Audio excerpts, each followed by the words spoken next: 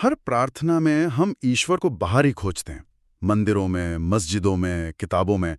पर सोचिए, क्या हो अगर जिसे हम ढूंढ रहे हैं वो हमेशा से हमारे अंदर ही हो, इंतजार कर रहा हो। ये किसी मजहब की कहानी नहीं है, ये एक एहसास की यात्रा है, खुद से खुदा तक। खुद से खुदा तक। हाँ, एक ऐसा रास्ता जो आसमान में नहीं बल्कि दिल की गहराई में, उसकी खामोशी में शुरू होता है। सही। तो आज की हमारी ये गहरी पड़ताल, ये काउंसलर अजय भल्ला के लेख खुद से खुदा तक the path of self realisation पर आधारित है। अच्छा। और ये याद दिलाती है कि असली ज्ञान वो मंदिरों या किताबों की धूल में नहीं मिलता। वो तब मिलता है जब कोई अपने अंदर के दरवाजे पर दस्तक देने की हिम्मत करता है। चलिए इसे परत दर परत खोलते हैं। हाँ, देखते हैं। काउंसलर भल्ला लिखते हैं कि ये सफर अक्सर भटकने से शुरू होता है, मतलब मंजिल का पता नहीं होता, बस एक बेचैनी सी होती है। हाँ, एक रेस्टलेसनेस। हाँ, वो कहते हैं मंजिलें मिल ही जाएंगी, भटकते भटकते ही सही, गुमराह तो वो हैं जो घर से निकले ही नहीं। वाह। हाँ, मतलब पहला कदम उठाना जरूरी है। बिल्कुल, चलना जरूरी है। रास्ता भले ही धुंधला हो, लेकिन फिर कहीं ना कहीं इस भटकन में एक मोड़ आता है, एक पल जब एहसास होता है कि जिस खजाने की तलाश बाहर की जा रही थी, हाँ। वो तो हमेशा से अंदर ही मौजूद था। हाँ। जैसे लेखक ने महसूस किया, अपने अंदर ही ढूंढा तो खजाना मिल गया। मैं भटकता था जिसके लिए वो ठिकाना मिल गया। और ये जो बाहरी खोज की प्रवृत्ति है ना, ये बड़ी दिलचस्प है। एक तरह की यूनिवर्सल ह्यूमन टेंडेंसी है शायद। हाँ, है तो। काउंसलर भला बताते हैं कैसे लोग मंदिरों मस्जिदों में पुकार लगाते हैं, ग्रंथ पढ़ते हैं, उस एक जवाब, उस एक सुकून की तलाश में भटकते रहते हैं। मंदिरों में पुकारा, मस्जिदों में दी सदा, धूल छानी अर्श की हर किताब को पढ़ा, सारी कोशिशें बाहर। हाँ, फिर ज्ञानियों के पास जाते हैं, मुल्लाओं और पंडितों से पूछते हैं भाई वो कौन है, कहाँ है, राज क्या है। अच्छा। खूब जानकारी इकट्ठा करते हैं, थियरीज समझते हैं, पर वो अंदर की प्यास, वो तड़प, वो वैसी ही रहती है। जवाब फिर भी नहीं मिलता। हाँ, जवाब लगता है दूरी है। मुल्ला से, पंडित से पूछा क्या है उसकी जुस्तजू, सबने बतलाई राहें, पर ना बतलाया कि तू है कहाँ। तो मतलब सब बाहरी रास्ते बता रहे थे, अंदर की बात कोई नहीं कर रहा था। हाँ बिल्कुल, फोकस सारा बाहर था। और यहाँ बात वाकई गहरी हो जाती है कि ये सारी बाहरी दौड़ धूप, सारी कोशिशें, सारे रास्ते आखिरकार एक जगह आकर रुक जाते हैं। एक्सटर्नल सर्च की एक लिमिट है, एक सीमा है। अंत में इंसान पाता है कि वो तो बस अपने ही साये का पीछा कर रहा था। हाँ, कि वो बस अपने ही साये का पीछा कर रहा था। जैसा काउंसलर भल्ला लिखते हैं, हर राह पर चल के देखा, हर एक मंजर देखा, हर राह पर चल के देखा तो हर सू एक साया निकला। तो सवाल उठता है, अगर जवाब बाहर नहीं है तो फिर कहाँ है, और उस तक पहुंचने का रास्ता क्या है? ये भटकन खत्म कैसे होगी? रहमत से। हाँ, किसी गुरु या मुर्शिद की कृपा से। एक टर्निंग पॉइंट आता है जिंदगी में। हाँ। फिर आई रहमत मेरे मुर्शिद, मेरे सदगुरु की। अच्छा। और ये कोई आम मुलाकात नहीं होती।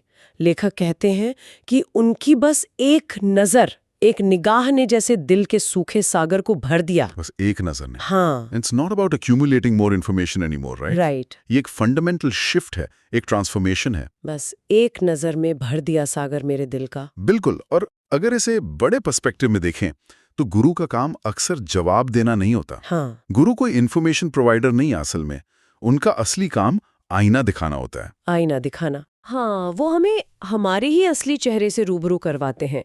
मतलब एक्सटर्नल नॉलेज की जगह इंटरनल रिफ्लेक्शन पर जोर देते हैं। लेखक कहते हैं, मेरे सद्गुरु की कृपा से उन्होंने मुझे आईने के सामने खड़ा किया और तब एहसास हुआ। क्या एहसास हुआ? और ये एहसास, ये चौंकाने वाला रियलाइजेशन था कि जिसे इतनी शिद्दत से, इतनी बेचैनी से बाहर ढूंढा जा रहा था, हाँ, वो कोई और नहीं, वो हम खुद ही थे। कमाल है। मतलब इतनी खोज के बाद पता चला कि हाँ, कि सीकर और सॉट एक ही हैं हमेशा से। एक मुद्दत के बाद मालूम पड़ा हम ही थे वो जिनका रोज सिमरन किया करते थे। वाह। लेकिन ये जानना भी दिलचस्प है कि इस एहसास के रास्ते में सबसे बड़ी रुकावट कौन है? अक्सर हम खुद होते हैं। हम खुद? कैसे? हमारी अपनी होशियारी, हमारा जमा किया हुआ ज्ञान, हमारी दीनदारी या धार्मिक होने का गुमान, हमारा ईगो। अच्छा, ये ईगो? हाँ, लेखक इस सेल्फ क्रिएटेड बैरियर को बहुत खूबसूरती से बयान करते हैं। मैं बड़ा होशियार था, मैं बड़ा ही दीनदार था, पर अपनी हस्ती के नशे में सर पे जुनून सवार था। हाँ, ये मैं का नशा, ये हस्ती का नशा, यही तो सबसे बड़ा पर्दा है। बिल्कुल। और यही गुरु की नजर, वो रहमत अपना काम करती है। वो नजर सिर्फ आशीर्वाद नहीं है, वो एक तरह की चोट भी है जो हमारे इस झूठे सेल्फ इम्पोर्टेंस पे पड़ती है, इस वहम के प्याले को तोड़ देती है। अच्छा, तोड़ देती है। हाँ, फिर जब मेरे मुर्शिद की नजर लगी तो टूट गया ये महका जाम और भीतर से महखाना निकला। वाह।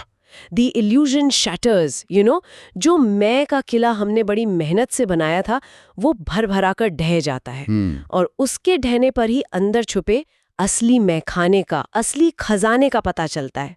So, what does this all ultimately mean? इसका सार क्या है फिर? सार ये है कि जिसे हम मैं समझ रहे थे, अपनी असली पहचान मान रहे थे, मेरा ज्ञान, मेरा धर्म, मेरी अच्छाई बुराई, वो सब महज एक पर्दा था, एक लिबास, असलियत नहीं। जिसको समझा था मैंने, वो तो पर्दा निकला। तो इससे एक बहुत जरूरी सवाल उठता है कि फिर ये रियलाइजेशन है क्या चीज, ये आत्मज्ञान क्या है? हाँ। डिविनिटी कहीं बाहर नहीं, अपने ही वजूद की गहराई में है। तो ये बाहरी खोज नहीं है? नहीं, ये तो अपने अंदर उतरने की यात्रा है।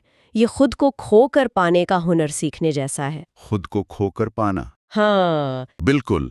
और जो मैं और तू का फर्क महसूस होता था, जो द्वैत, ड्युअलिटी लगती थी, हाँ, वो सिर्फ एक वहम था। हाँ। An illusion of separation. असल में कोई दूरी, कोई सेपरेशन कभी था ही नहीं। वो तो बस मन का बनाया हुआ खेल था। सही। जो मैं और तू की तफरीक थी, बस एक वहम था।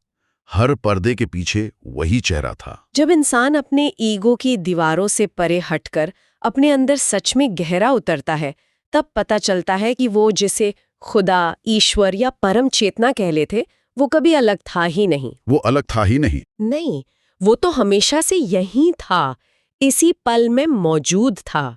बस हमारे मैं के पर्दे ने उसे ढक रखा था। जो मैं डूबा अपने अंदर, तो तू ही बेकरार निकला। और ये जो पंक्ति है, ये एहसास लेखक के लेख में बार बार लौट कर आता है। हाँ, मैंने भी नोटिस किया है। ये जैसे इस पूरी यात्रा का कोर मैसेज हो, सबसे महत्वपूर्ण खोज, सबसे बड़ा सच। खुद की दहलीज से जो मैं गुजरा तो खुदा का ही दरवाजा निकला। खुद की दहलीज से गुजरा तो खुदा का दरवाजा निकला। वाह। यानी self realisation is essentially God realisation. जब अपने असल स्वरूप को जाना, अपनी दहलीज को पार किया, तो सामने परमात्मा का ही द्वार खुला मिला। कहीं और जाने की जरूरत ही नहीं पड़ी। इस मंजिल पर पहुंचकर, इस गहरे एहसास के बाद, बाहरी खोज, बाहरी कर्मकांड, ये सब अपने आप बेमानी हो जाते हैं। मतलब इनकी जरूरत नहीं रहती है। हाँ, न काबा जाने की जरूरत रहती है, न काशी जाने की लगन, क्योंकि वो पवित्र स्थान, वो मंजिल मिल जाती है जो कहीं बाहर थी ही नहीं, वो तो हमेशा से भीतर ही थी। The real temple is with in. बाहर की भागदौड़ खत्म। एग्जैक्टली। हर तरफ नूर है उसका, हर तरफ उसका जलवा।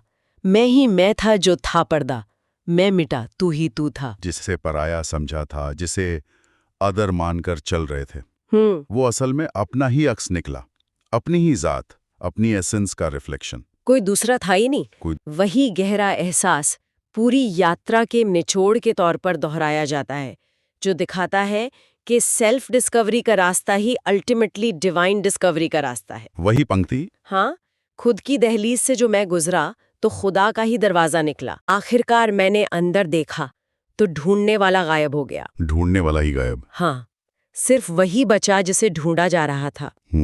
काबा, काशी, ग्रंथ सब घुल गए, सब पीछे छूट गए।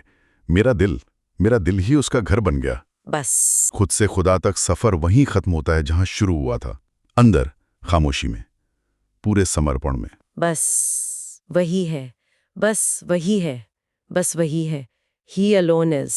आखिर में काउंसलर अजय भल्ला एक बहुत जरूरी बात कहते हैं, एक डिस्क्लेमर देते हैं। अच्छा, क्या? कि जो कुछ भी वो साझा करते हैं वो सिर्फ उनका नजरिया है, उनका अनुभव है, कोई थोपा हुआ विचार नहीं। हाँ, ये जरूरी है। उनका कहना है, if it resonates keep it, if not let it go with love, your journey is yours, walk in light.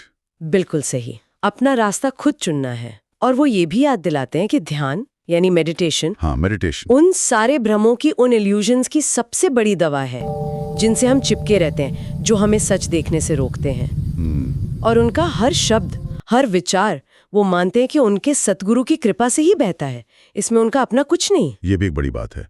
और ये याद रखने वाली बात है, जीवन के इस सफर में जैसा लेखक का मानना है, कुछ भी, सचमुच कुछ भी, सद्गुरु के आशीर्वाद, उनकी कृपा के बिना मुमकिन नहीं होता। हाँ, ये उनका गहरा विश्वास है। फिर मिलेंगे। खुशबू रह जाएगी, लिबास बदलेगा। तब तक स्वस्थ, समृद्ध और आनंदमय जीवन जिएं।